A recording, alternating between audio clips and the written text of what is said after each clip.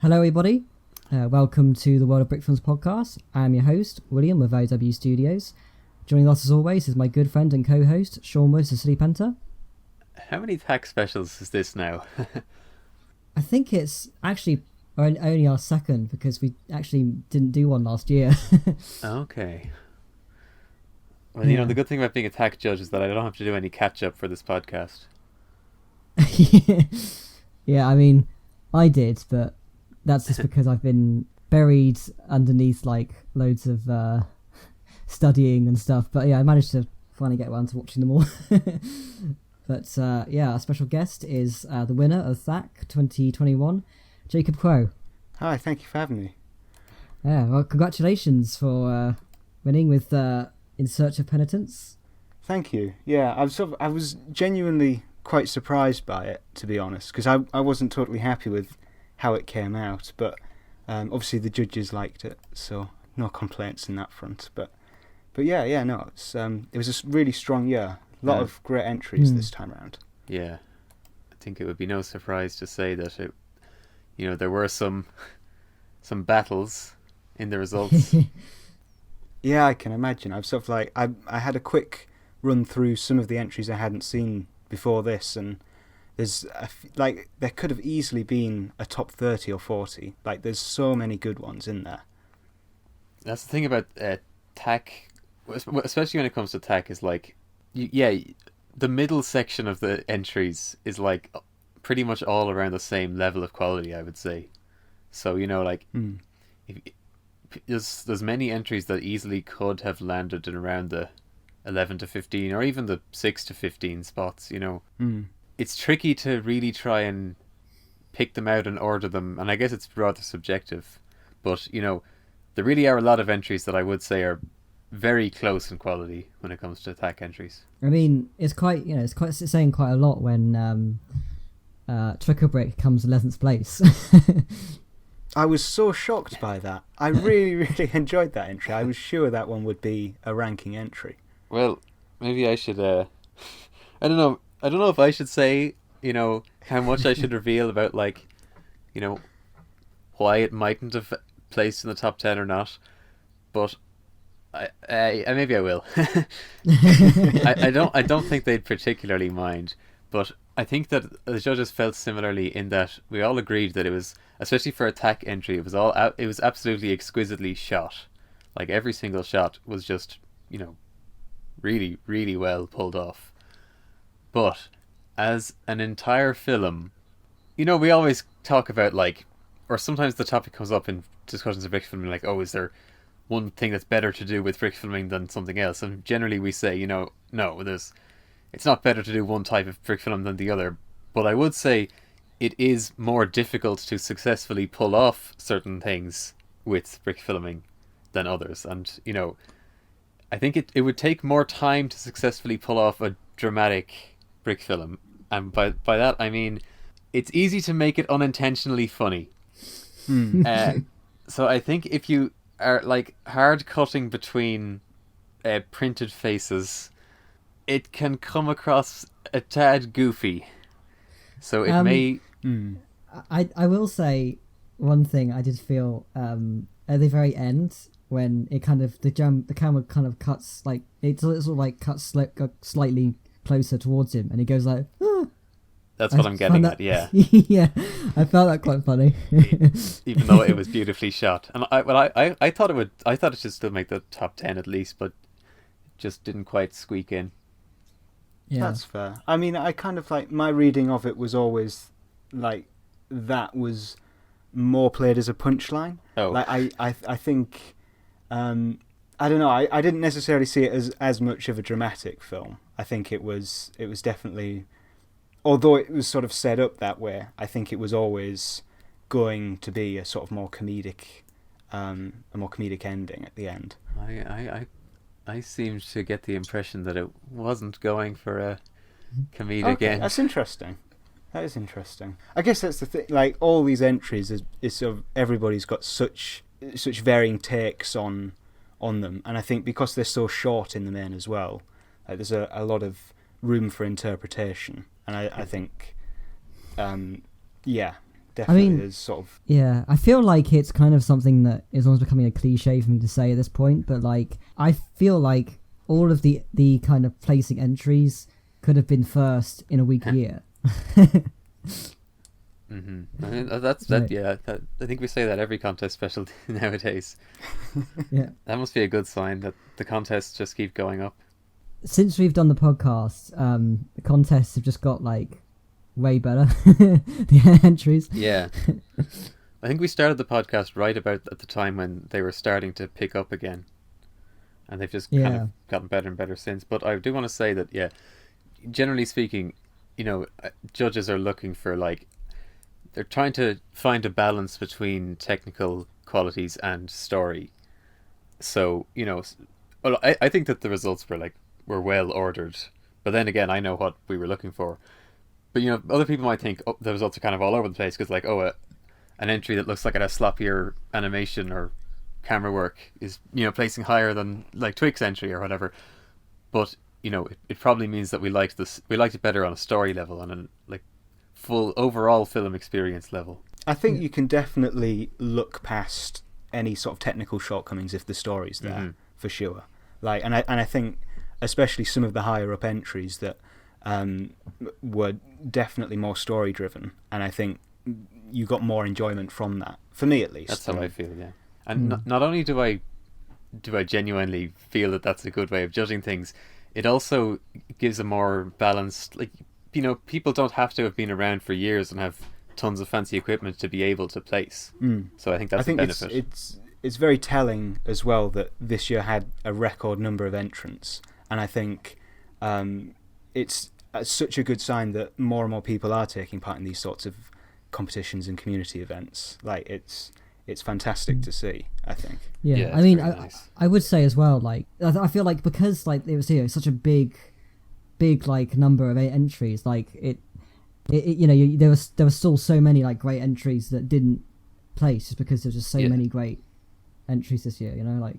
Yeah, as we were saying, you get a huge chunk where it's like, there's like 40 entries that are, you know, contenders for the top 15.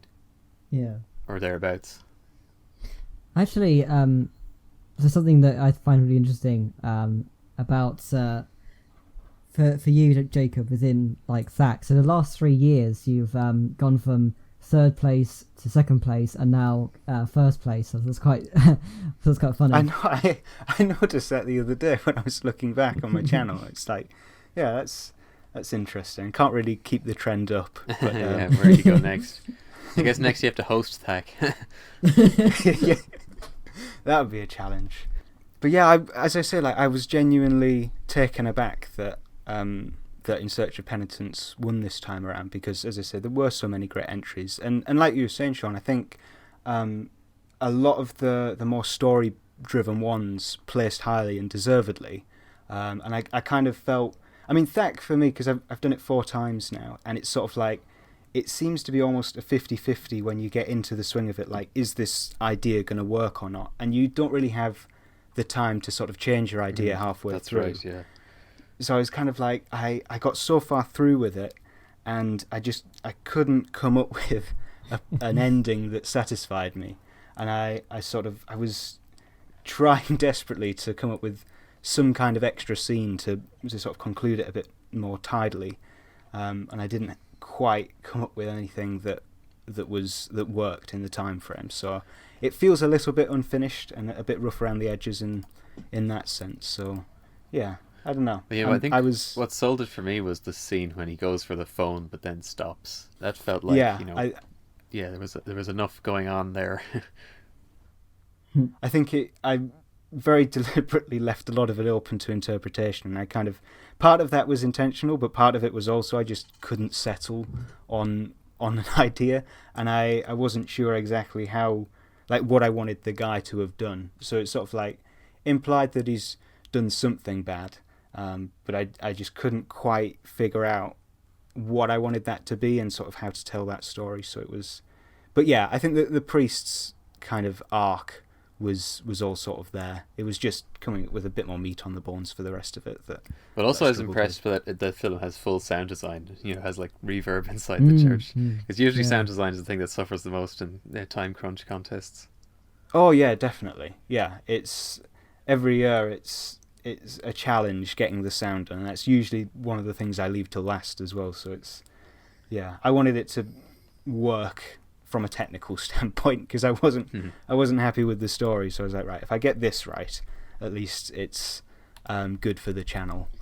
I mean, I will say that I think it's quite an achievement that you managed to have the sound effect, like footstep sound effects throughout the entire thing, and it wasn't annoying.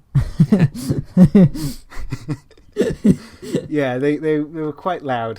I can see why some people might have found them a bit grating, but I think it worked to kind of sell the space, and also just made the set feel a bit bigger than it actually was. Yeah. I mean, the set looks fantastic. No, thank you. Yeah, that was, I mean, a slight cheat. Well, it would be no surprise to me if you said it was pre-built. Yeah, I think that's something I find with THAC, that because the themes are always really vague, which I love because it gives you so much opportunity, but I always feel beforehand that to kind of just focus up my ideas with it, I need to have an idea of a location. Yeah. And it's usually sort of like something that I maybe wanted to make a film in, but just wouldn't have done otherwise. So this time round, it was like, right, I want to do something in a church. So I thought, right, I'll build the church and then try and come up with an idea around it. And sometimes that works, and sometimes you sort of box yourself in a bit further. But that's been my approach, at least for the last few years, doing it. But I said this in Discord as well when the film came out first, but, pre-building a set, it's not an instant win. What impressed me was the manner in which it was shot and lit within the time period.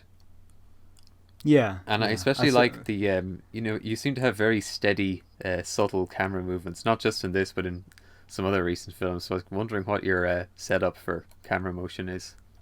Oh, thank you. It's very simple. It's essentially just a sort of little Lego base plate with tiles on, and then a plate that I rest the camera on, and I just push it along that. I don't have any sort of motion control rigs or anything. And then I do that, and then it's a little bit of cleanup in After Effects, just sort of smoothing out the motion if there's a few bumps in the track or whatever. Yeah.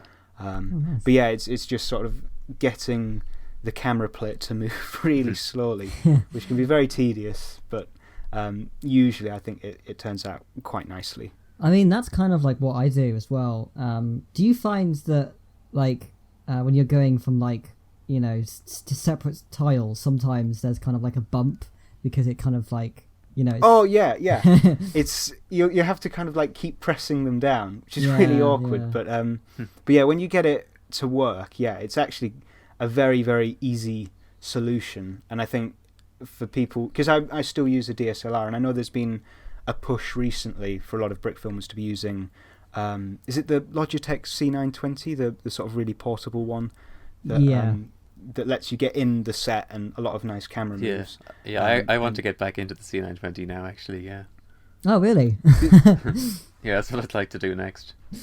I think because I've never done any sort of like complicated camera moves, and I think that sort of camera would be really, really useful for that kind of thing. Yeah, because the DSLR is just so bulky, and you can only really sort of have static shots or a slight dolly move. But you're a little bit restricted in that front.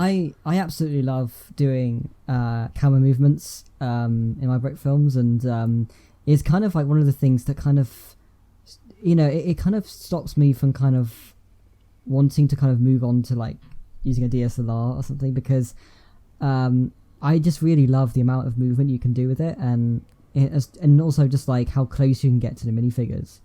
I mean, there are like some kind of like aspects that I feel like a DSLR is better at, like in terms of like depth of field and being able to kind of like play around more with lenses and stuff, and that kind of stuff is I think you kind of miss that if you just sort of go to the C920. But with the C920, the strengths definitely are in what you can do with it within like movements and that kind of thing.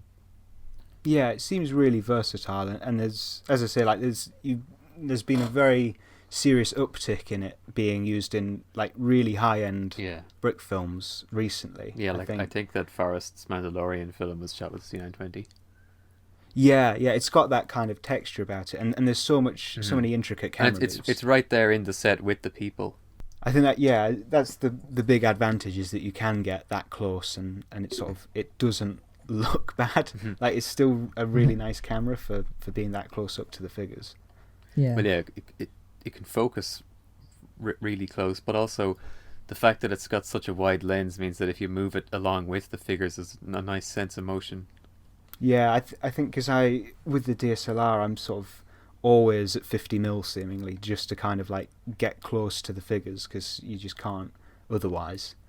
I was definitely trying to get some wider lenses when I was shooting THAC Trouble 2. I mean, but I also had a 50mm macro lens for the close-ups, which is really useful.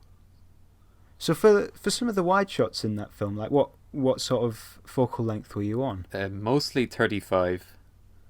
Occasionally cool. 24 and occasionally 28. So I was going to say that those are some really, really nice big sets, and those sorts of wide shots that are in the film really help to kind of show off the scale of it and some of the details in the set as well.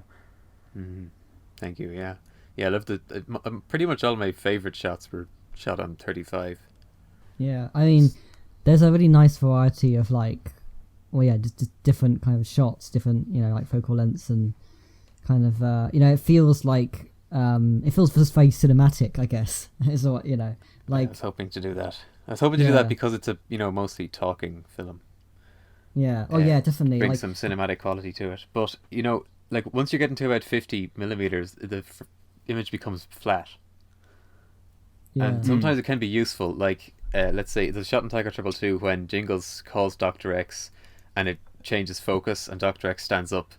That was 200mm because it flattened the image and made Dr. X look really huge even though he was far in the back. So if that was shot wide, he would have been tiny and insignificant in the frame. So, it's useful to have a DSLR and different lengths of lenses to be able to shoot things differently like that. But you do want to be aware that, the longer you go, the more flat the image is going to look. I think, like anything, it's sort of a useful tool. Oh, yeah, and it's for sure. Like camera choice, I think, can reflect the sort of film. So, like, I think using a C920 for something like THAC Trouble 2, it wouldn't have given it that cinematic quality. Whereas for something like the Lego Mandalorian, where it's a big action set piece film, like, of course, you want to be in there, you want to be sort of in amongst the action and sort of doing these fancy camera moves. But for a more sort of not dramatic, because that's not what THAC Trouble 2 is at all, but for something that's definitely going for that more cinematic quality, I think it's just a tool, and it's just selecting the right one for the job. Yeah, I think that's the most important thing to realise, is that don't throw out your C920 after you get a DSLR, basically.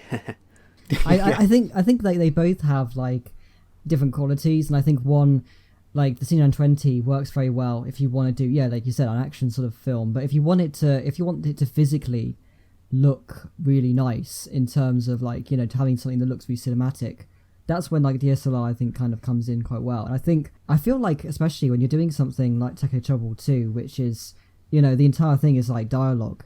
If it visually is not interesting, then the entire like thing kind of doesn't work. Yeah. So you actually pay more attention to making it look nice when, potentially there isn't as much going on. Yeah, exactly, yeah. There's less going on.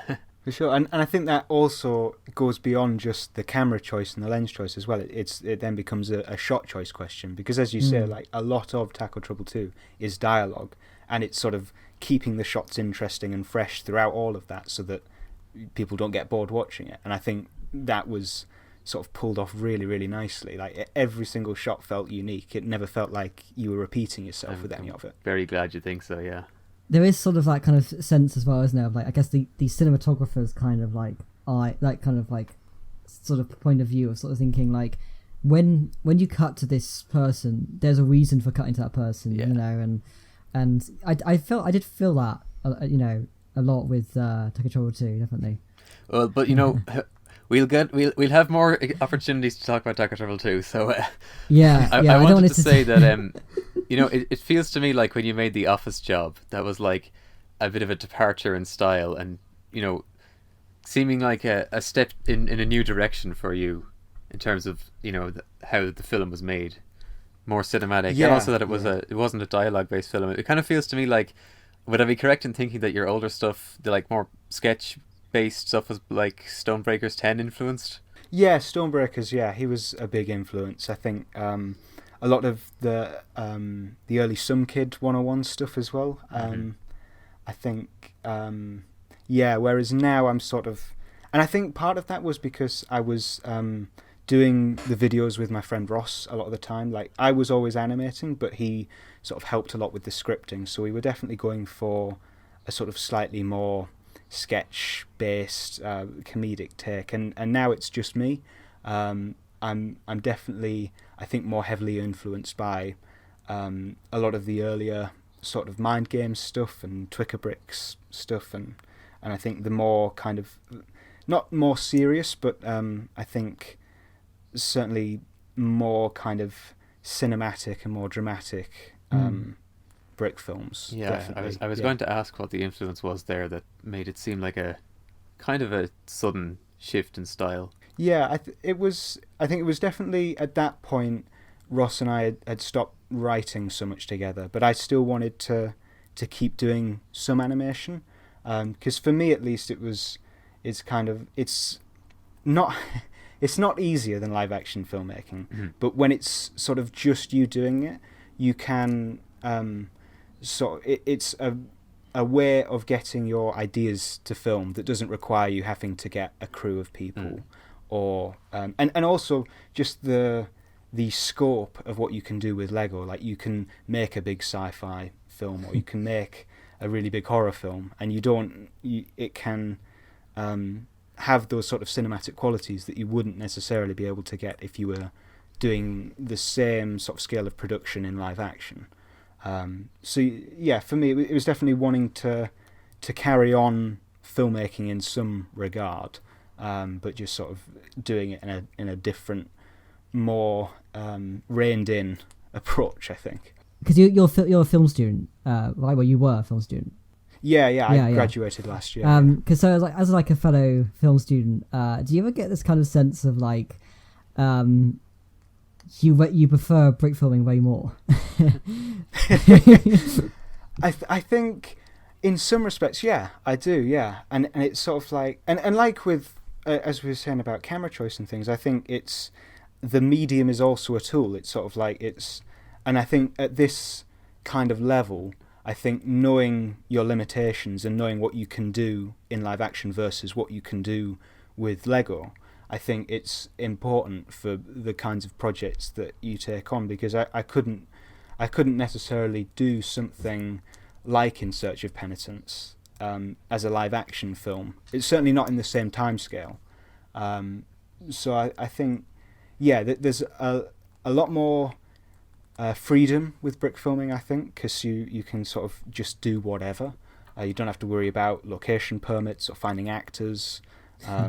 There's obviously its own challenges associated with it, but it to me at least has been a bit more freeing, and it's been nice to have as a sort of creative outlet that you do get in live action, but it's its own challenge, and I think it's just knowing the difference between the two, and knowing which sort of medium is most appropriate for the film that you want to make. Yeah, I mean, I do kind of definitely feel that when you go into live action stuff and you're working with a group, it's kind of like, it's all the, and if you have that experience as a brick filmer beforehand, it's kind of like you have all of the kind of like elements that you've learnt from brick filming, except with all of the kind of like, all the kind of issues of just like, real life. Yeah, totally.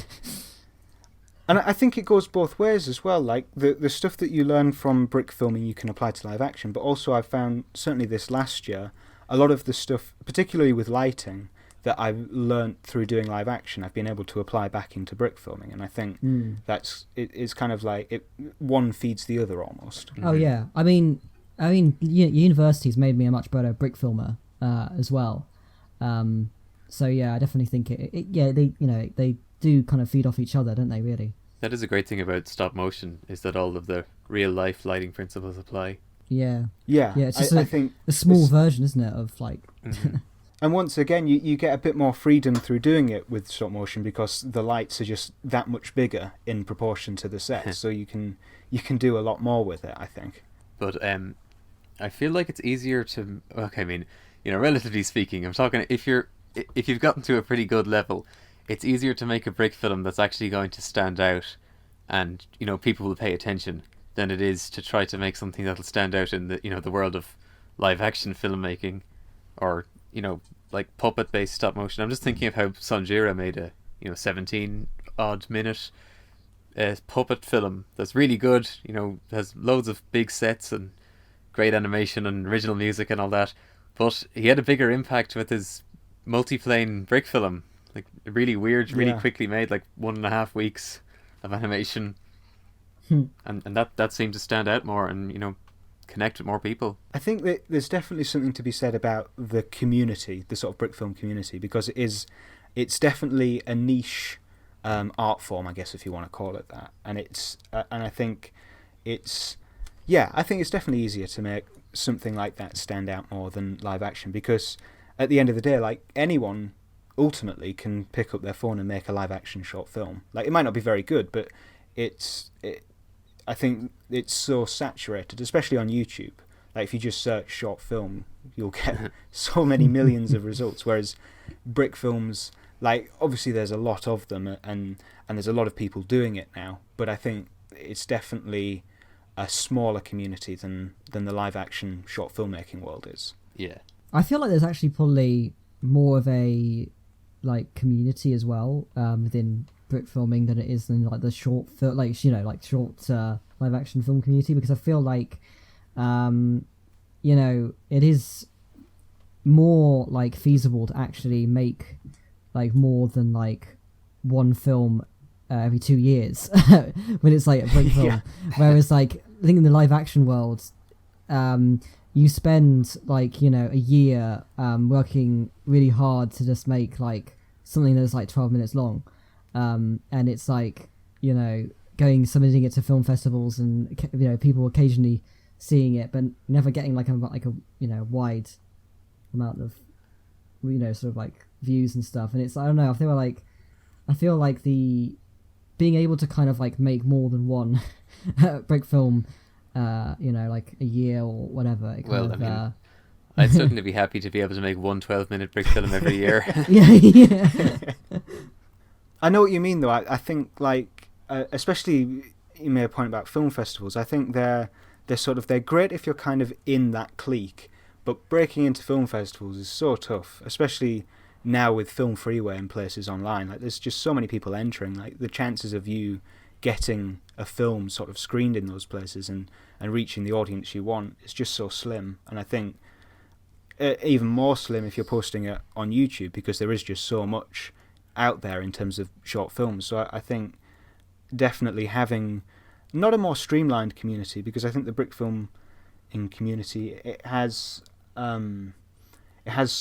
lots of different subsections, and there's so many people doing it now. So it's still, but yeah, I think it's definitely easier to reach the audience you want with Lego animation if you've been doing it for a little bit and you're sort of in those circles, for sure. I don't think there's any kind of like denying that in the end, like, brick filming is such a niche, but it is a pretty active niche, I think. There's always quite a lot going on within the community. Yeah, this year especially, like, I think pretty much everything I uploaded to my channel was some sort of community event based thing. Like, there's so much good stuff going on at the minute, and I don't think it's cliquey either, because people, just by virtue of the nature of the hobby, using what's essentially a kid's toy, like, people get into it quite young, and I think the ones who sort of stick with it, and even the ones who don't stick with it, if they're sticking with it for like 5 or 6 years until they grow out of it, there's always an influx of new people, I think, and it never feels like it's too sort of niche to get into, to me at least. Yeah, I feel like it's a niche, but I don't think it's particularly exclusive. Like, I think it's quite, and accessible to new people, I think. Yeah, I guess everyone remembers that, the age they joined the community at. So, they're not going to be too hard on new members who are joining young. Yeah, I mean, so, there's always that kind of thing of like, yeah, I was there that once. I think it just means, as you said, like, it's such an accepting community, and I think no one in here is ever gonna make fun of you for making films with Lego, because we all do it. Like, whereas I can definitely understand, because I went through it as well. It's sort of like, if people find out about it at school, like, obviously it invites criticism, and school kids can be horrible. But it's sort of like, I think it's a nice a nice sort of solace to know that there are so many more people out there doing it.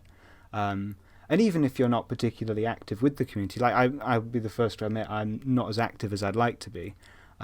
It's just sort of knowing that you have these people here who you can turn to for like advice with filmmaking or anything really. Like, everyone's always really warm and willing to chat to new members. It's a really, really nice feeling to be part of something like this.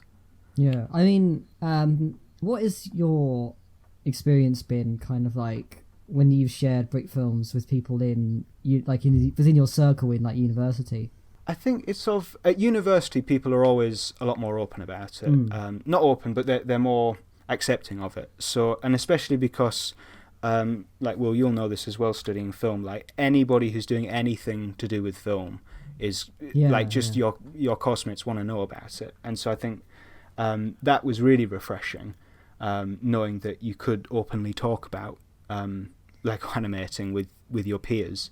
I think there's still a barrier for people who aren't into it. Like I showed a couple of my course mates my THAC film from last year, which I was really rather proud of, but they still can't get past seeing it as Lego people. And sort of like, so I think it's weird because I've sort of seen so many brick films at this point, you almost stop seeing them as Lego minifigures. Yeah. You just consider what's going on the story level. Exactly.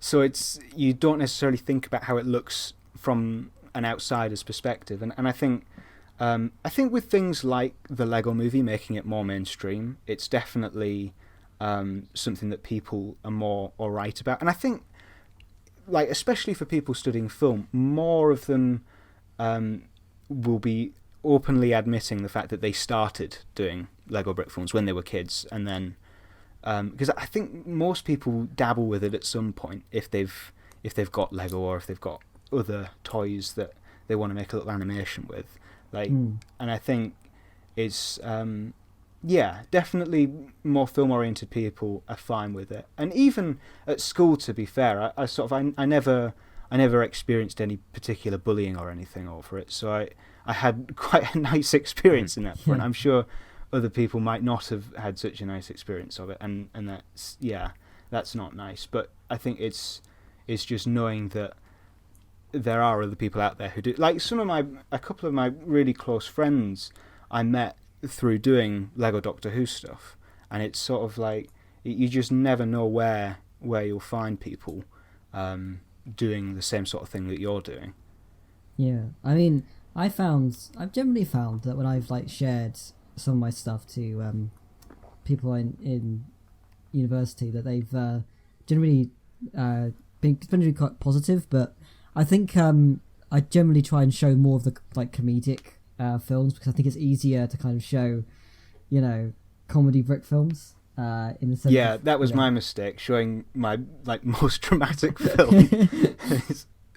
Should have started with something like The Office. I feel like you could easily, you can kind of show that to people after showing like a comedy. I think it kind of works then, because you hook people into it, But I remember when I was having my interview for university, and my portfolio was nothing but brick films, and it was so funny because the lecturer, he actually he actually really loves one of my films, and he saved it onto his computer and said, "Oh, we want you. We want you here." Like, Oh, that's nice. And it's funny because I never kind of like, outside of like brick filming, I was never really that sure if they were like, how people would feel, but that was really quite a nice experience. Like, Well, I nice thing to certainly feel. hope that anyone involved with film would be able to recognise like the film-making qualities that go into brick films, Yeah.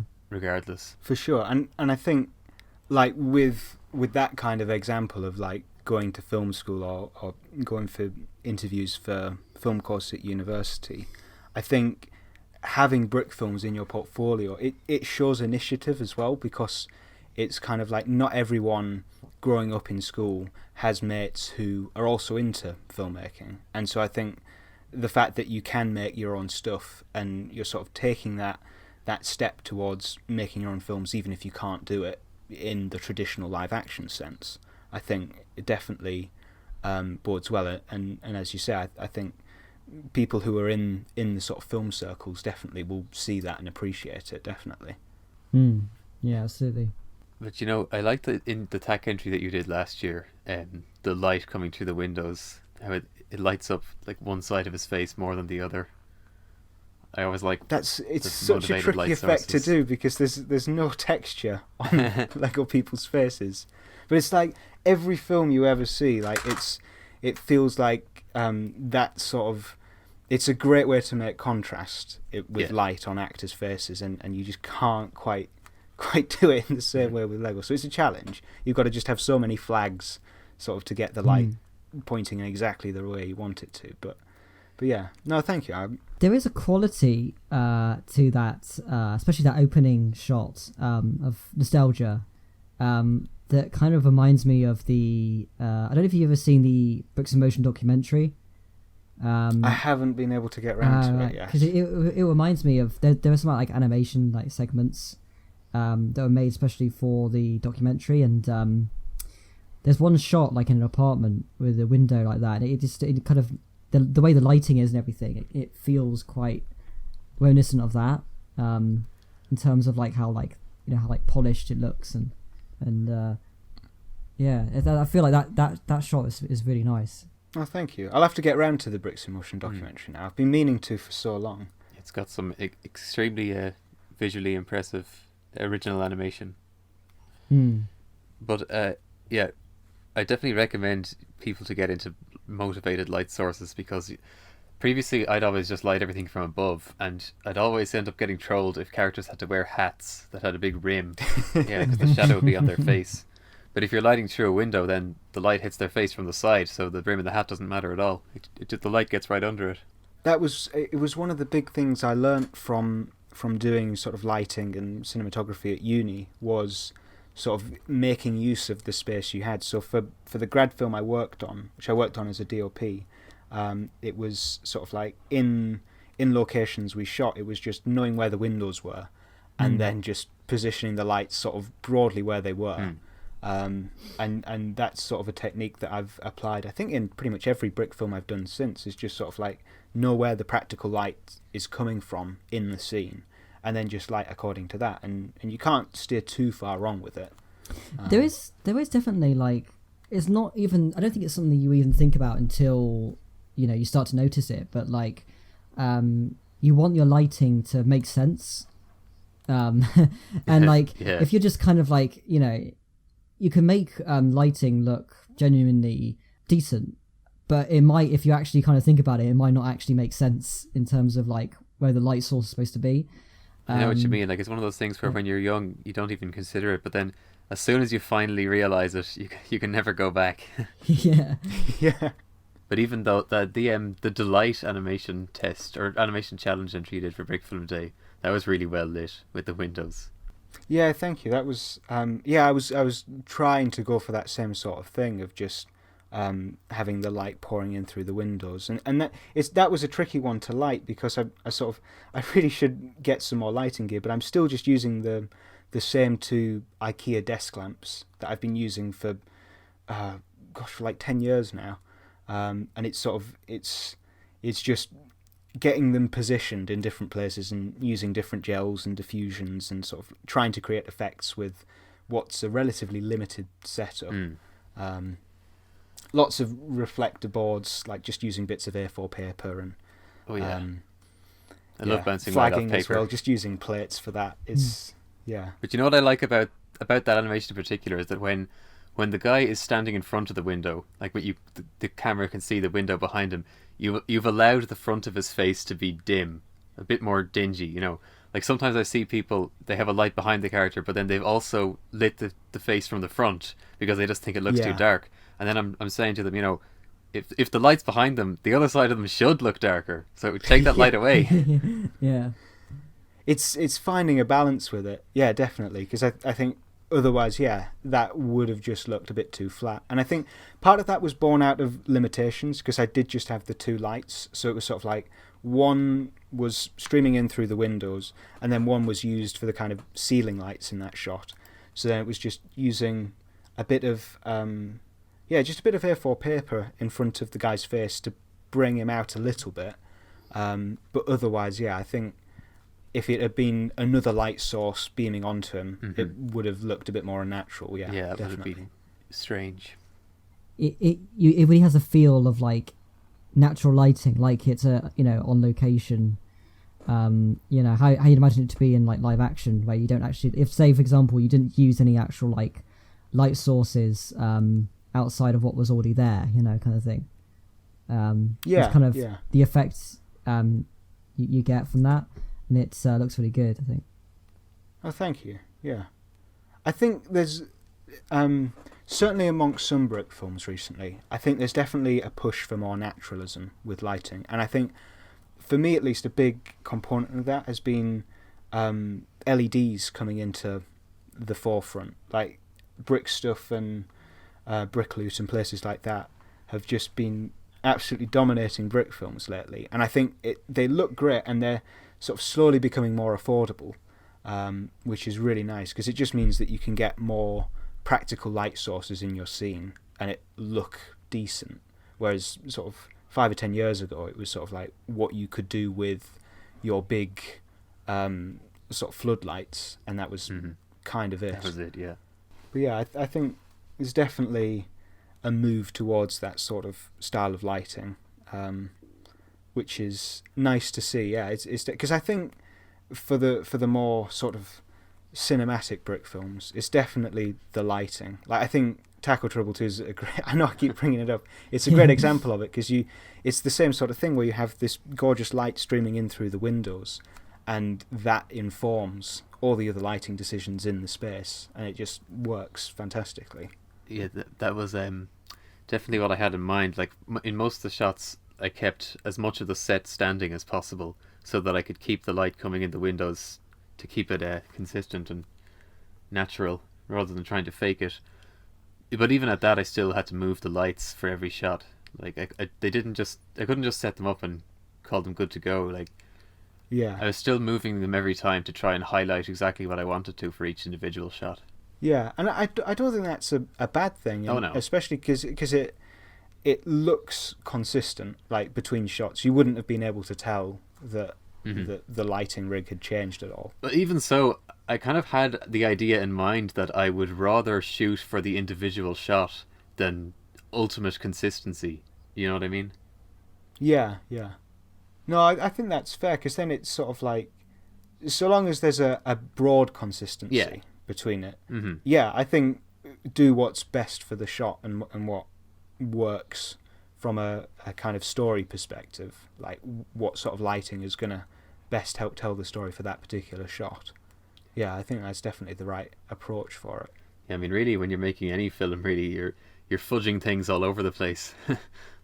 But yeah, that was when I was doing my grad film, it was like I kept winding up the director because I'd keep moving lights between setups, and it's like you couldn't quite understand that obviously everything needed to move, and just to get it right between shots, because what works for one shot, as soon as you change the camera and you're looking at the other character, of course, it's just doesn't work.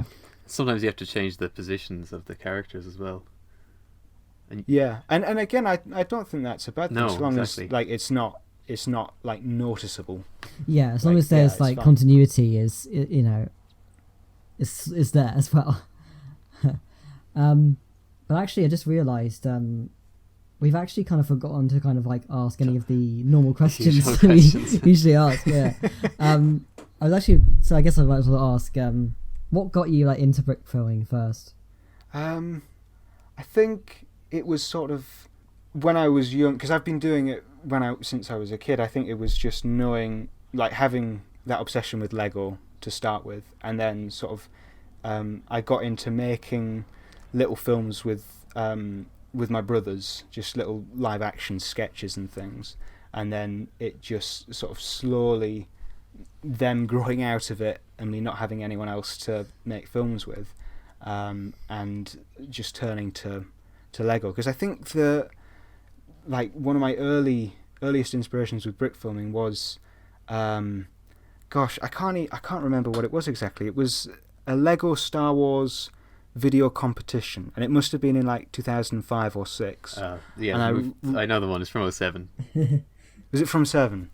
I just remember watching those films just on an almost constant loop, and a lot of the early Darth Milo 77 films and that sort of stuff just got me into it, and realising that I could make the films with Lego as well. So I think it's always been a fascination with filmmaking for me, first and foremost, because I don't know that I'd necessarily want to be an animator, like as a job, but I think just as a way for me as a creative outlet to sort of tell the stories and make the films that I want to make. That's sort of what it's always been about for me, at least, which sounds really pretentious, but No, I get it. that's what it is. Well, I mean, yeah, Totally. you can totally see that, especially in your most recent THAC winner.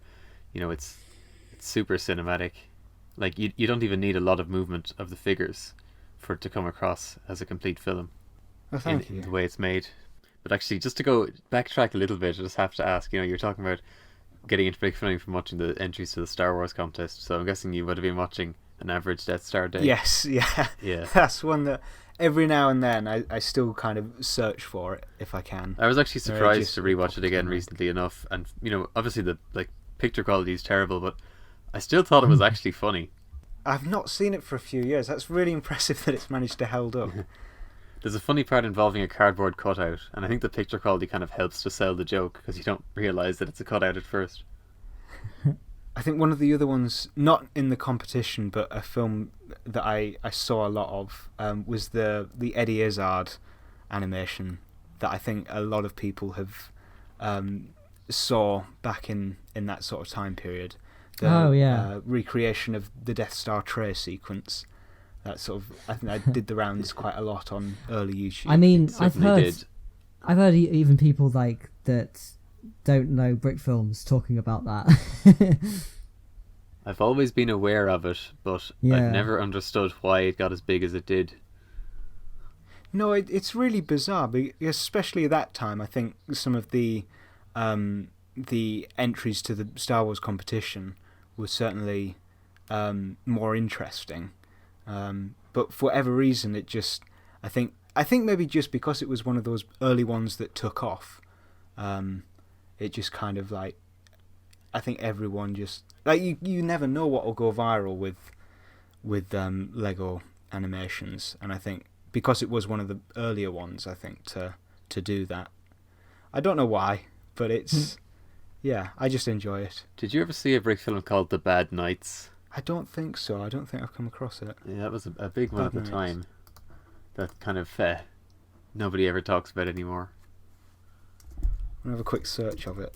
I think it didn't hold up particularly well, but I remember thinking it was funny back then. In fact, it's a brick film that basically the joke is just that it has loads of swearing, so you know that's kind of why it doesn't really hold up now if you look back on it. But I always thought that the censored version was much funnier than the uncensored version. But that's a very It's like random aside. there was one that was similar kind of thing where it wasn't very good, but it was just a lot of swearing. It was like a Lego supermarket thing. It felt kind of in the vein of Michael Hickox's stuff, but just as a really sweary version. I think that was sort of like, because you were sort of so young, it just was absolutely hilarious to see these Lego figures just swearing all the time. Yeah. I think the only brick film that is essentially just based around swearing that holds up is Bork. Oh yeah. Which is a classic. Which will never not be funny. It's quite funny looking at like some of your earlier brick films. Like you had Lego Temple one, which got 5.5 million views. Yeah, I can't get over that because it's not very good. I think it's just, it was at a time where it was a popular game, and I don't think many people made Lego recreations of it, so it was just right place at the right time, I think. Yeah, it seems like you were a bit more tuned into the YouTube side of things rather than the community side of things at that time, so, you know. Oh yeah, for sure. I really tried to play the game back in the day, and it was I found some amusement in looking back at some of the old videos and seeing the dubstep outros. Yeah, it's not my proudest moment. It's classic stuff though of the era. Yeah, I sometimes forget that I've got that whole period of my life as a sort of 13-year-old up on the internet for everyone to see my sort of creative output at that time. But yeah, I definitely leaned into the sort of like making recreations of the Marvel movies and that sort of stuff, and whatever I thought would do well views-wise. Because I think especially at that time when you're sort of 13 or 14 and then you get AdSense, and then suddenly it just becomes a whole thing of like, oh, I can make a little bit of money doing this. And especially back then when you actually could. Yeah. Now it's like, it's very, very difficult, I think, especially for our sort of niche, to make any kind of money doing it. So it's very impressive that you see people like Brotherhood Workshop who's been able to go on and make a career out of it, making content for other people more than for their own YouTube channel. But I think definitely that sort of time, 2013, 14, it was a lot easier to play the algorithm and know what would do well, I think. But you know, I find it interesting how you phrase something back there, in that sometimes we're on here and we're kind of talking about like, oh, you know, I wish people wouldn't delete their old videos and all this kind of stuff. But just recently I've kind of come to a bit of a realization or more of an understanding as to why people do delete their old brick films, in that it's almost like, you know, everything you make, it has to be informed by your own life experience. Like, it's impossible for it not to be if you made it. So it's almost as if by having it up on the internet for all to see and anyone can comment on it, it's like that part of your life is still alive. So if you feel like you've moved on, or you want to move on from a time or place in your life, I can understand now why people would delete their old brick films and other old things that they've made. Yeah, I'd never thought about it that way. Yeah, that's really profound. I think that's definitely, a part of it. And I think, because there's loads of really old stuff that I deleted. And I almost, part of me wishes I could get it back just for posterity's sake. But yeah, no, I think that's a good way of putting it, especially because the early stuff I deleted would have been from sort of 2010, which is when we made the channel. And when you're kind of 13 or 14, everything is the biggest deal in the world, and if you've made something from 3 years ago that you're not proud of, it's just like instant delete. Yeah. That's right, yeah. So yeah, I definitely think there's a lot of truth to that. Yeah. So yeah, basically I'm not angry at people anymore. Well, that's it now. You know, by the time this podcast comes out, if JacobCrow has just like deleted like half of his videos, we know why. Don't worry, I already have them downloaded. Oh, don't jest. I've definitely toyed with the idea of taking some of the stuff that's up now down. Because I think just because, like, as you say, around the office job, I went through such a rebrand with everything. So, like, I've got videos like Lego Star Trek that are just not indicative of the sort of stuff that I make now or that I want to make now. And it's sort of like, I've I've definitely considered enlisting them, but I'm at the same time, I quite like knowing that there's at least a little bit of history to the channel, and so for especially new people coming onto it, like after THAC, they can sort of see where I've kind of come from. Well, that's the thing. I do think there is definitely a sense of like, you know, people can, if you're new yourself to like brick filming and you feel, you know, unmotivated, like you're never going to get to the level of some people or whatever, like you see like people that you admire and you see their early stuff, like you kind of get this idea of like, oh yeah, I mean, they were where I was 5-6 years ago, you know? And I think like, so in some ways it can be inspiring to some people. Yeah, it definitely was for me. Like, because I think one of the biggest things I did on my channel was my Lego Doctor Who series, and at the sort of time I started doing it, some of the other Lego Doctor Who channels had been around for a few more years, and you could sort of see their older stuff and think, wow, that's sort of the same sort of quality as what I'm making now. And I think that definitely pushed me on to keep going with the stuff I was making at that time. So I think there's definitely something valuable about seeing bigger channels, like even the biggest channels, people like Keshan and Forest Fire, who've still got a lot of their old stuff up there, I think is definitely inspirational to a lot of new people getting into it. I mean, I can kind of get it to some extent if it's like, you know, you're trying to set up your kind of like public image and you're trying to sort of be taken seriously, whatever. If you've got like, you know, some sort of really goofy video from when you're like 13, I could kind of understand it then, like wanting to maybe at least unlist it. But I feel like when you made the videos yourself, you're worried like, oh, what if somebody comes across this one first and they think that I'm no good?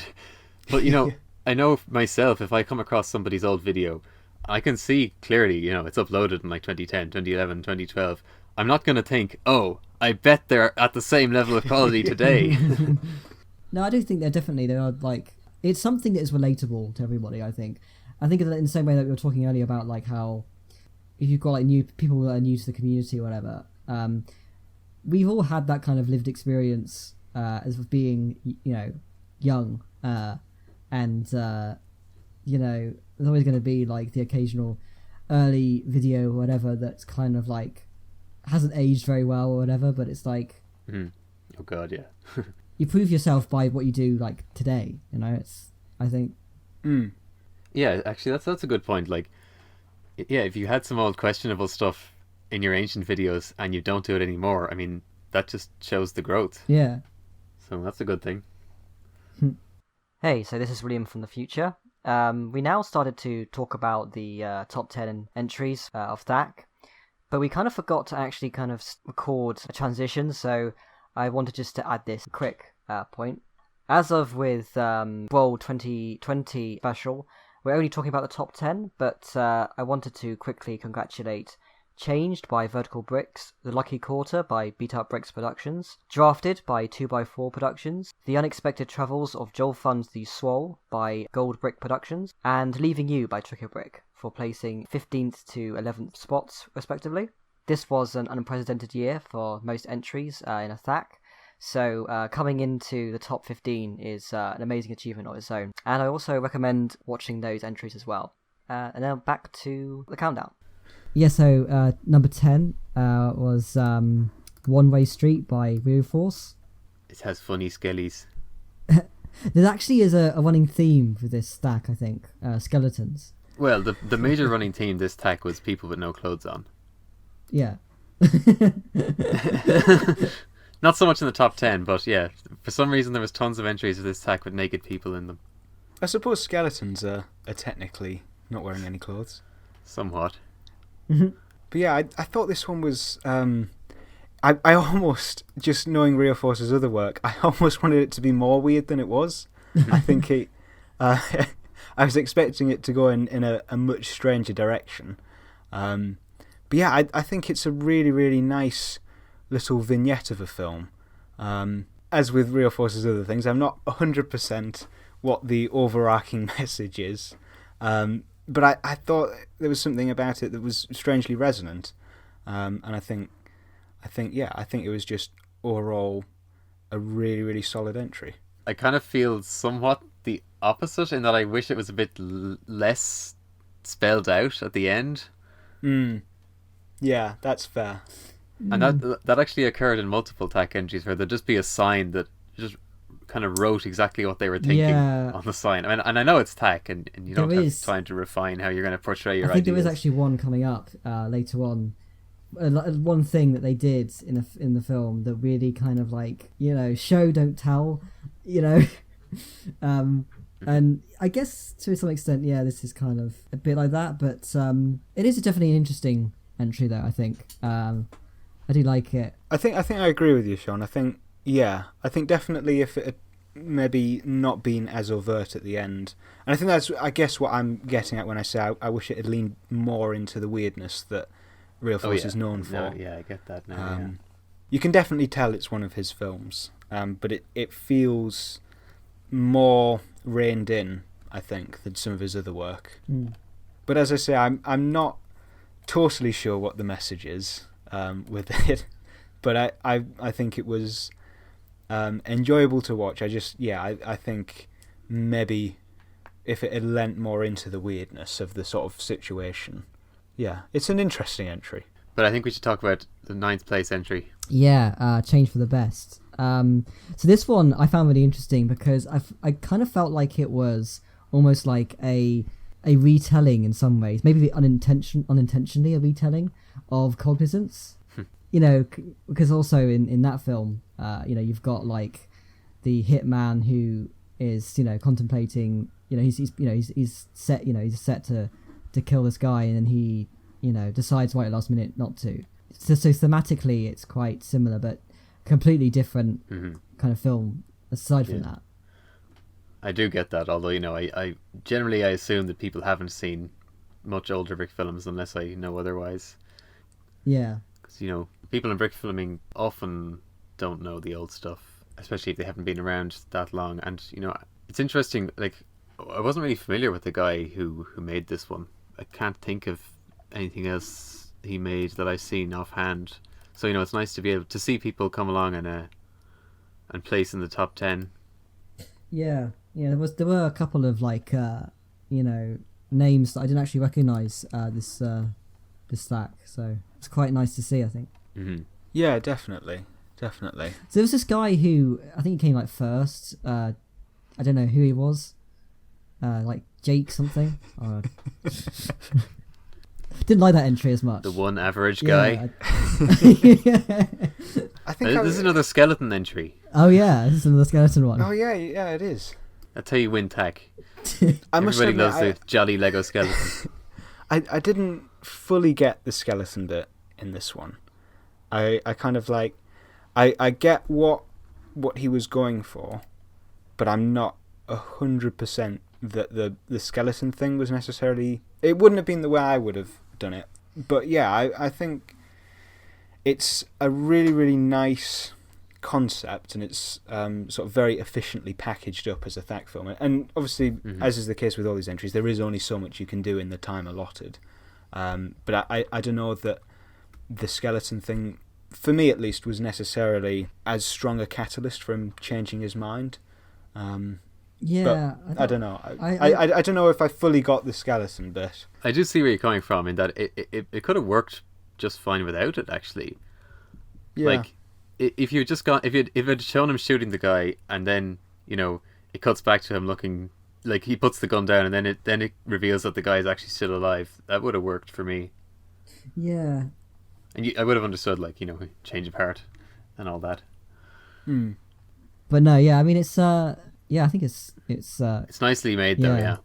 Oh yeah, from a technical standpoint, yeah, the shots are all fantastic. I really like the rooftop sets, and I know that a lot of them are just the sort of roofs of the modular buildings, but I think they work really well for sort of creating that sense of height. Yeah.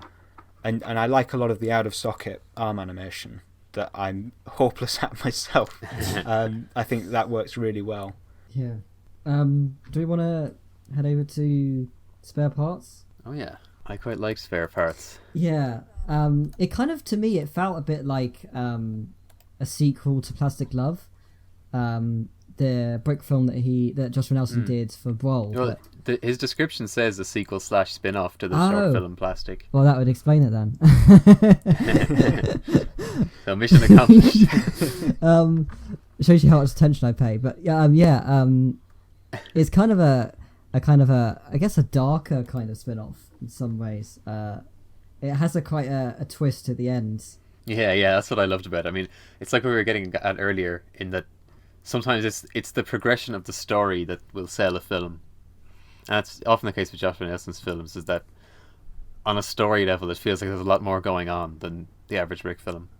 So I really enjoyed when it suddenly went somewhere you didn't expect. Yeah, like this one, the whole way through I was just expecting the sort of typical happy ending, and then you kind of don't get that, and I think it's very effective for it. And it's very long for a THAC entry as well, actually. That is actually a staple of Joshua Nelson as well. Like he manages to make quite long Brick films in a short amount of time. I mean, but of course, making a longer contest entry doesn't mean you're automatically going to place higher or anything. No, definitely not. Sometimes it could be a detriment. But in this case, it works for the story. In this case, yeah, it's impressive. I felt like it was kind of necessary to actually build it up, and it is funny how I think one of the big strengths of this Brick film is that despite it having quite a surprising twist, it's also set up. It kind of makes sense. It's not just random. And it's set up visually. Yeah, that's a good thing. And another thing as well with like Joshua Nelson that I always like with his films, there's always like specific shots that I just really, really like. And I really like the color palette. Yeah, very unusual. Not the same Lego colors that you always see. I also really like that shot when you've got like the inside of the box and he's looking inside. And it goes from like a big interior. That was a really well put together shot. Yeah, it's definitely unique. You don't tend to see people trying those sorts of shots, least of all in a THAC film. Yeah, especially not for THAC. Yeah, it's just kind of an extra detail that is not. I don't feel like it's a particularly easy kind of shot to do. It would take a decent amount of time, but then within the time frame of THAC as well, it's always quite impressive just to see like these extra attention to detail. Yeah, definitely. And I think, as you both were saying, like it's impressive the length of it in this instance, and I think that you do need that build up in order for the payoff to work. Like it just wouldn't quite land the same, I think, without it. Yeah, I think that's right. Yeah, I always enjoy talking about like Joshua Nelson's films on the podcast. I do generally think like he's really good at the storytelling side of things, and I guess we should have to ALCHEMY, by AquaMorph. Yeah, a THAC entry, but AquaMorph has been working on his camera rig for years now, I guess. So there's some very unique shots in this one. Also, another skeleton as well. Yeah, I really, really like that not opening shot, the shot with the title. I don't know what it is about it. It's just so bizarre and sort of not what you would expect at all, and it just, for whatever reason, just works really nicely. Like it looks so filmic to me. I really, really like that as a visual. Yeah, it's a great title shot, and I guess Brick films don't often have designated title shots like that. Yeah, if you know it's what I mean. A lot of sort of just the title on black or whatever, or just on a shot that could have been any other shot. Whereas this one, the shot really just works with the title. I mean, I'd say when it comes to like any contest entry like THAC or Wall, I don't think I have enough time to actually think about the titles. But, usually I don't have the title until after the film's uploaded to YouTube. Yeah. But I really like the set design in that like lab room. I thought it was really cool. Like you have like the studs in the background, and just this is quite this quite simplistic, but everything looks like thought out and just interesting. Yeah, it works really well for the style of the film. Like it feels very kind of low key, and as you say, that there's a lot of nice detail in there, but it never feels like it's too much detail. It feels like it's just the sort of right amount between minimalism and going overboard with the detail. And it's nice that the sound is original, created Was it within really the time created limit. within the time limit? That's so impressive. I Yeah. really like the score for this one. I just assumed it would have been from somewhere, like from a royalty-free music website. That's really impressive. Yeah, that's a kind of a staple of AquaMorph THAC entries. Often music created within the 24 hours, which is pretty distinctive. Yeah, it's a very AquaMorph film. Yeah. Like you can kind of tell, but in a good way. Yeah, it's really interesting. I think we should talk about 6th place. Yeah, War. What is it good for? Well, it's good for THAC apparently. Good for about 1 minute. Yeah. Yeah, this is like I had that kind of like that joke sort of set up. I was really proud of myself that I came up with that. But yeah, no, it's quite. This one has half a skeleton. Yeah. Just think, impressive, like how much is sort of told in a very short time span. Yeah. Really impressive sound design. Yeah. For THAC. And the set design as well. Like I think it all just like it's a very, very efficient film, just in terms of it gets its point across really, really well in just a handful of shots. I think, it's cut nicely. It feels like it's very, very deliberately edited. Like it's nothing like the cuts never feel out of place. It kind of gives me vibes of Taste for Victory by Twickabrick. Some of the things, like I think like having the practical gun shots, which I've always really like, and also like the bullet holes and stuff like that. Just little details like that I always really like. I'm a big sucker for like anything that's practical, effects and stuff like that. It always looks. I think it looks just so much better than doing it, digitally. Yeah, definitely. I think it works well for the aesthetic. Yeah. I really like the shot when he gets this helmet shot off and the camera follows him as he like runs to hide. Yeah. That sort of camera motion following figures I really like. But yeah, I really feel like this was a really well constructed, solid, short piece. Yeah, just don't really have anything bad to say about it. I think it just works on every level. Yeah, well done. It's like it's not bad in any level. It's a really solid film. Should we head over to number 5? Oh yeah, A Lonely Cyclops. This one really surprised me in how much I liked it.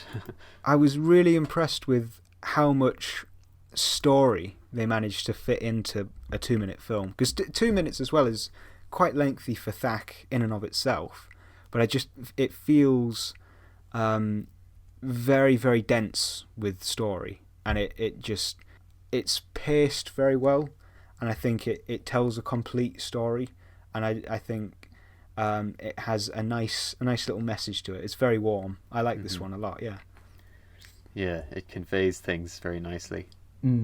I like that little kind of twist at the end, where you've got like you think he's like the one that's like scaring them, but it's just like something that he's made. And actually, I laughed really hard the first time I saw when he like electrocutes himself, and for just a handful of frames, he's a skeleton with just one eye. And of course, another skeleton. Yeah. In the top 10. Is there actually any entry that didn't have that? I think yours, Jake. And I think.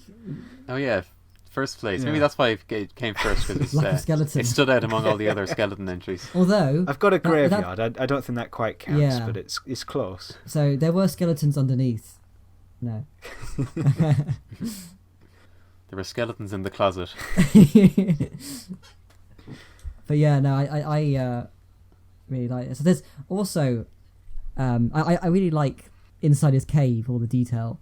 And of course, those one-eyed faces are really nice expressions. Yeah. Yeah, so really kind of I guess cute film. Really.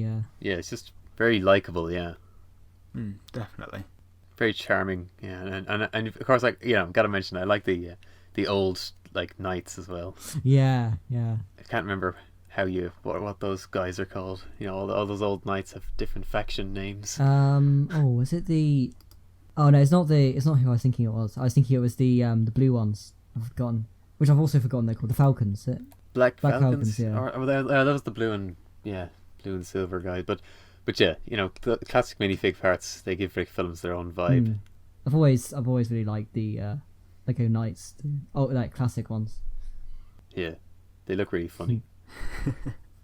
And their faces really suit the little sounds they make in this. You know, the sort of like oh ha ha ha ha ha type of noises. Yeah. Head over to 4th place. Seasons of Change. Right, so I will say, like, I really like this one.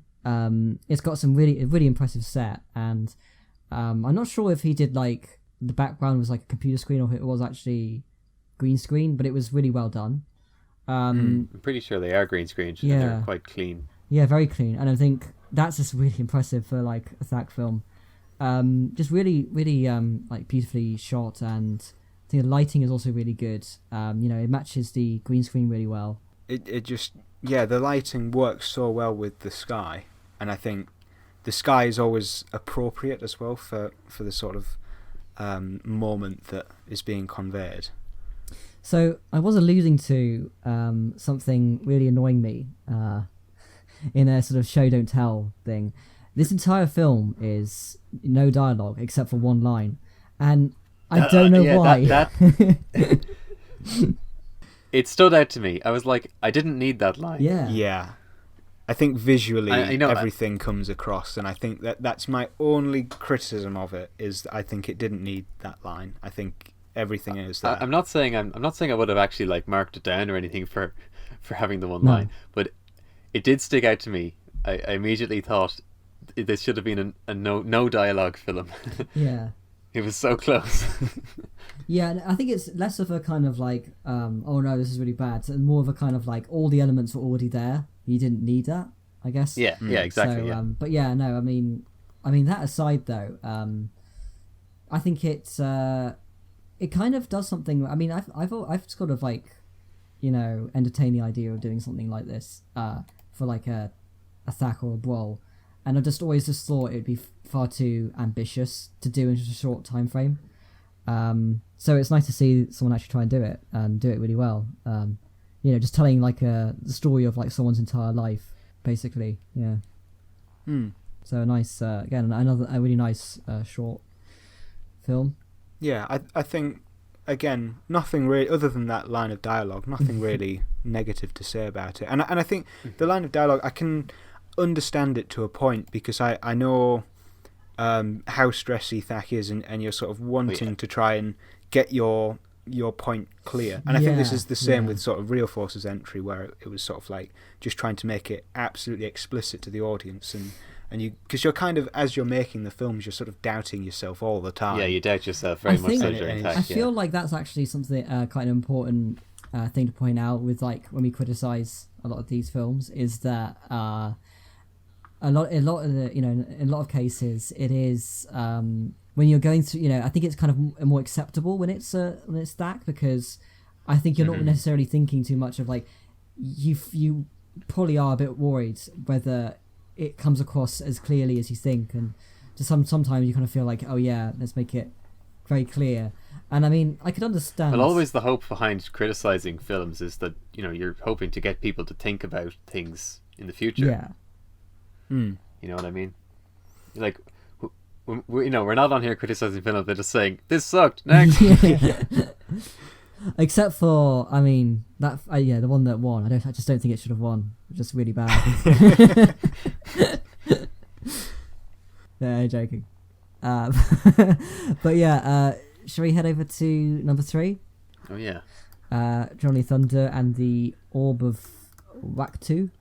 Earlier we were talking about the C920. Yeah. And this is a great example of what you can do with a webcam that you couldn't do with a DSLR. Absolutely. So that really struck me. There's some really impressive camera moves. Yeah, I really enjoyed this one. I think it was pretty funny. The line that still, the moment that really gets me still is when he thinks that he's just abandoned him So he just runs off, and you see his skeleton just like collapse. Oh, skeleton. Yeah, there's like that something about that part really made me laugh. Like you just didn't realize that he died. But yeah, no, I think it's just again, I find it hard to believe that it's quite a long entry, and the amount that he does in the film, I don't think I'd be willing to do this much for THAC. And Oh yeah. the sets are interesting as well. Oh yeah, the sets are great. And there's so many of Really them as well. interesting. Like there's so many locations in this film. Mm. Like it's genuinely like really, really impressive to have done in 24 hours. All this. I mean, again, of course, I wouldn't be surprised if a lot of it was built beforehand. But as we were talking about with your entry, a lot of what makes it work is the way it's shot. Like I love when the camera goes 360 degrees over his shoulder, and then it's following behind him into the building and through the crowd. All of that stuff is really impressive. I really like the shot of the futuristic car sort of going from the desert to the city. It just sort of like, it was just so energetic, and I love the use of the different hair pieces on Johnny Thunder to sort of like show just how fast it was going. It's really funny when he eats the map. But yeah, you got to give a big congrats to this one for being the highest ranked entry that featured gratuitous nudity. But yeah, no, it is, just so like so many sets. It's I really like how when he goes back in time to kind of like the present, the set design is completely different, but it looks like the same place. That was really cool. And also just really like there's that the bar, the sign. I really like that this design of the sign, the letters. Yeah, there's so many details, and it's really fast paced. You could definitely watch it multiple times and get more. Yeah, I feel like it's the equivalent of like Lego Cyberpunk 2077, except without any of the bugs. So yeah. That's not going to age this podcast at all, but yeah. Well, now might be a good time to bring up We Hate Cows. From an animation perspective, it's just absolutely fantastic. Like how springy and how fluid the figures are, like completely flawless, I think. Yeah, I loved it. Yeah, like some genuinely beautiful animation. I love that too. That part near the end, the way the cow runs around and hops and stomps on the sign. Yeah. But yeah, I mean, I can hardly imagine doing all of this for THAC. I mean, I know I'm pretty sure that there was one guy doing the rig removal and another one animating, which certainly would help. Yeah, it's really impressive how dynamic they managed to make it, and how sort of energetic everything feels. Like, it's really, really well done. But I always find myself being very particular about the physics that I want to convey. So I'd have to be, retaking the frame loads and loads of times. So I wouldn't be choosing to do this style for THAC, because I don't think I could manage it. So it's very impressive. It's generally a really good film. Yeah. Great voice acting as well. Yeah, I love the voice acting. Yeah, Gus Griswold always does a great performance. I just love that animation as well when he's like throwing the pizza at the bike, and it's like bouncing around and stuff. And the brick built motion blur for that stuff as well. Like the pizza box just becomes a longer string of bricks for a couple of frames. Like it's just really, really nice. There's a technique which is becoming particularly, it's been becoming more and more popular in like last couple of years, and I think it's a really cool effect. The idea of having trying to add this kind of like emotion blur to because it's within stop motion, it's not something that is physically possible to do like naturally, so doing it convincingly, it's just really cool. It's also really fun just to watch frame by frame as well. Yeah, I'm glad it's becoming more popular. But yeah, I guess it's now's as good a time as ever to talk about the winner of THAC, In Search of Penitence. There's just so much to this film that's just it's so incredibly impressive. like everything feels so slick and like polished. I mean, the animation itself is really nice. And also, I mean, I think the cinematography, the set design, but there's so much I think you managed to tell in a really, small, short runtime. I think, despite it being a pretty short film, you really do so much with that. And I mean, like watching it multiple times now, and I keep picking up like new things. I feel like there's just so much to the film that's just incredibly impressive. So yeah, congratulations. Thank you. I don't know that I want to say I've plateaued, but I'm not actively trying to better my animation or make it more smooth at this point. For me now, it's been about cinematography and trying to make the shots look nice on an individual level and sort of hope that the animation is good enough to carry it so far. Because I'm not as brushed up with specific animation techniques as I used to be when I was sort of first properly getting into it. And I see a lot of people now, especially like the recent Forest Fire stuff and Edbound stuff, and seeing all the crazy stuff that they can do with minifigures and all the action sequences that they're able to pull off, and I'm just like, I couldn't dream of doing something like that. I sort of keep my movements simple and just make the shots look as nice as I can and hope that the story works in the moment. I do think that to some extent, like the story you're trying to tell,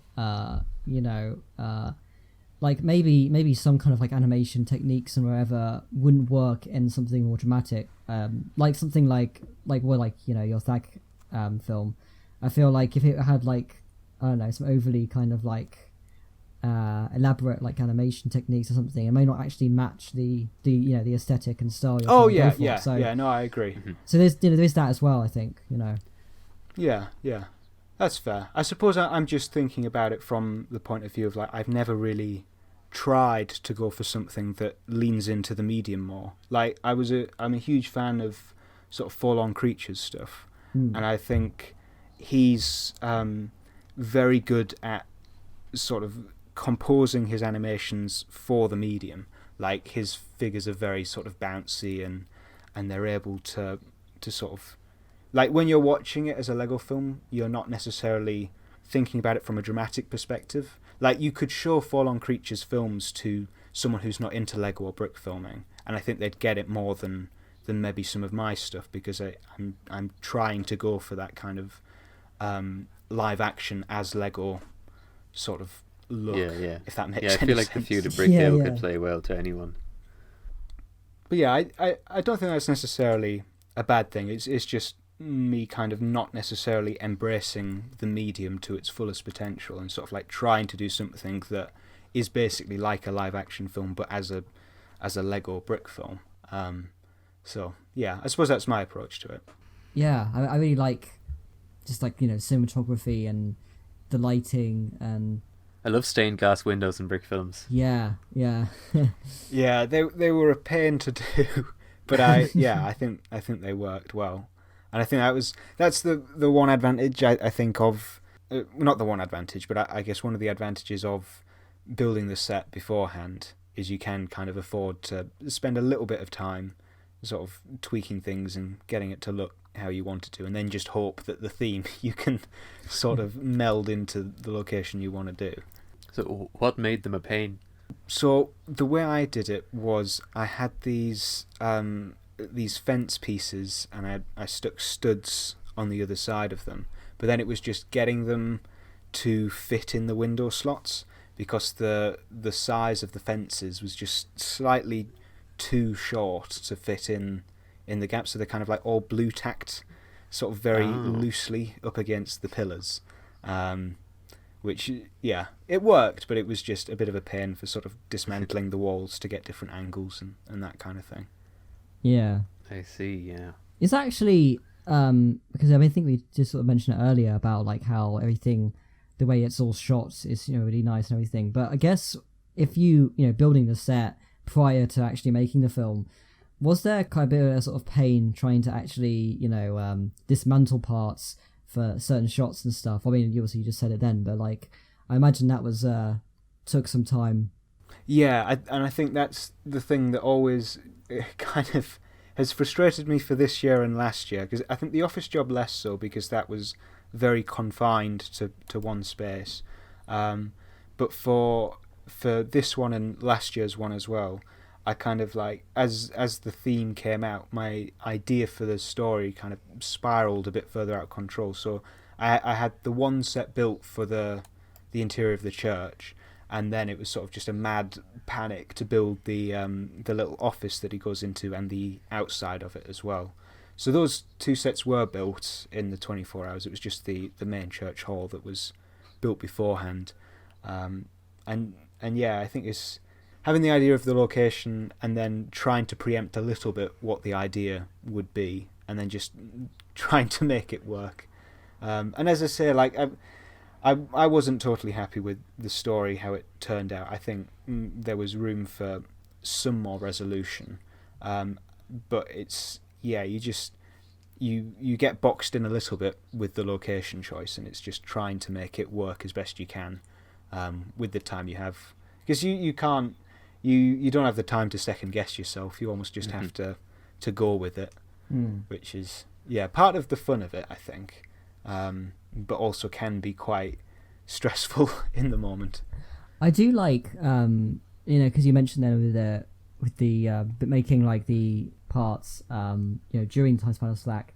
I really like the graveyard, the suggestion of like just like an extensive set beyond just the main. Like there is some sort of building, behind the trees, and there's more like gravestones and stuff. Little details like that is really nice. And it's something that you could very easily not add, and it'd still be a really good film. But like having those extra details there, it just really sells it that much more.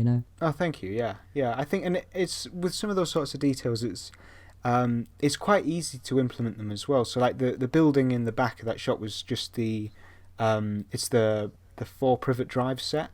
From the Harry Potter line, and it's just that sort of like covered with trees, so you can't really see it through, but it's just that kind of suggestion, as you say, that there's something else out there. Because I don't have a particularly big space to work with, so I've for the last sort of few years it's been trying to make things look bigger than they are, and sort of using different tricks to try and achieve that. I bet that 4 Privet Drive is actually really useful for like background stuff, because it's a really nice sort of like just like ordinary house sort of set. Yeah, and you don't get them often these days, and I quite liked it because it's a very typically sort of UK build for a house. It's sort of like because that's something that I have tried to kind of lean in with this film in particular, is sort of that sort of British aesthetic, because it's very easy, I think, to go for sort of just a general kind of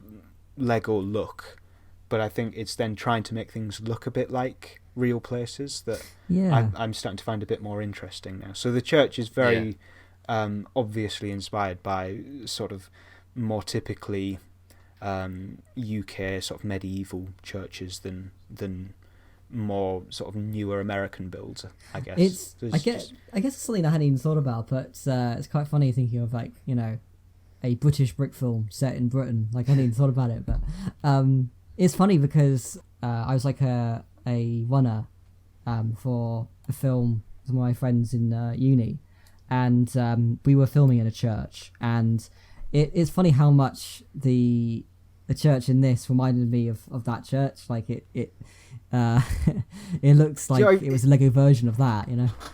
It's exactly the same for me. I was sort of, because I worked as a runner on a sort of uni film, must have been a year and a half ago now, and it was based on that. It was sort of I got up the stills that they took, and that was most of my reference material for building the set. So yeah, it's exactly the same kind of experience with it.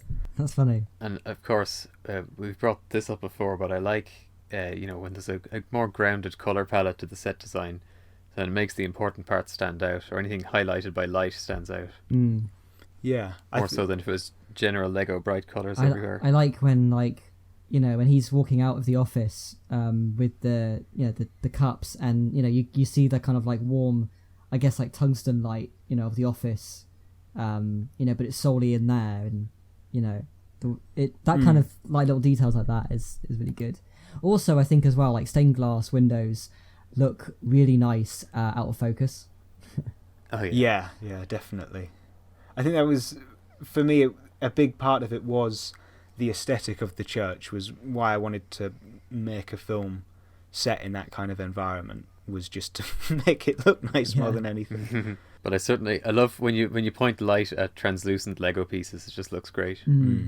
I also think I like that each window is, it's sort of slightly unique. Like there's different colours, and you've also got like unusual translucent colours in amongst them. Like you've got like purples and stuff, and different shades of blue. I like that as well. I even like a sort of pinkish purple.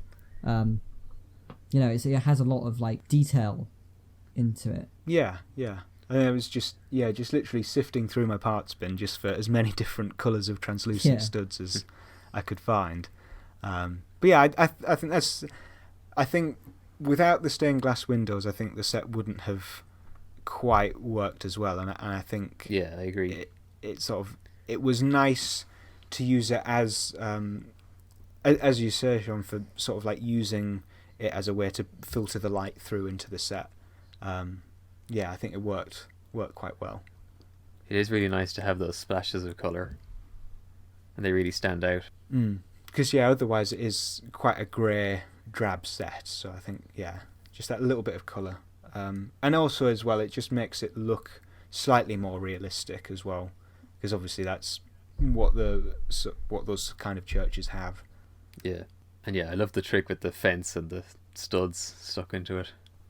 Yeah, I came across that on Google, so I can't fully take credit for it. The amount of times I've just like Googled something for like a Lego inspiration and come up with something. Yeah, it's great. I think because there's so many sort of interesting mocks and things out there that are great for inspiration, and I think it's a for me at least, it's a combination of that, like looking at what other people have already done, like looking at how other people have made a church in Lego, and then using sort of reference material for the actual thing in real life and thinking, right, what have other people not maybe done that I could do to just make this look a bit more like the actual setting. But I certainly like using real life reference images as well, and seeing what other people have done with Lego techniques for things.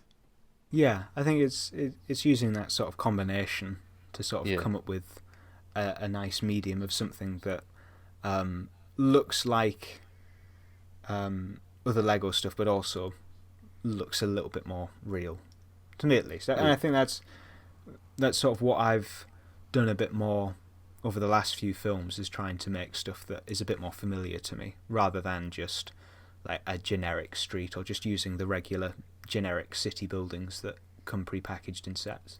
I think it helps if you're going for this sort of style. It looks more cinematic for the sets to look like this. Yeah, I agree. I mean, not to harp on, but I think it's the same with Taco Trouble.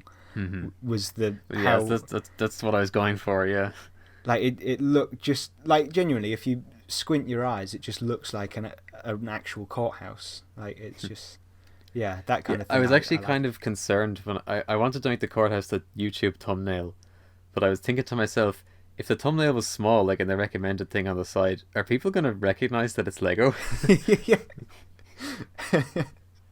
I've done that a few times. I've come across videos where like you just do a double take. Like, is that Lego or is it real life? That's what I was hoping I might get to happen if I made that the thumbnail, that people might see it and think, "Whoa, is that Lego? Is that full scale?" And I was hoping I might get them to click on it because they want to see that.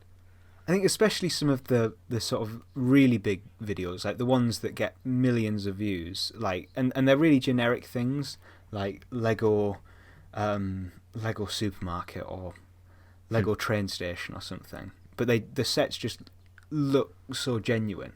Like I really, really like that kind of style of set building. Yeah, but of course, if I saw something like that, all I'd be thinking is, so when are you going to make a film in it? Yeah, especially seeing some of like the solid bricks mocks and things like that. I just think that would be absolutely gorgeous to make a film in. But yeah, unfortunately we can't all be all be so well off that we can just afford like thousands of bricklink orders every week. Well, and also you do have to be kind of crazy to make a really nice fancy set, and then it takes you like 2 years before you can actually show it to people what you've done with it. Yeah. I think it's really funny because for most of the time that we've been doing the podcast, you've been kind of like, working on it.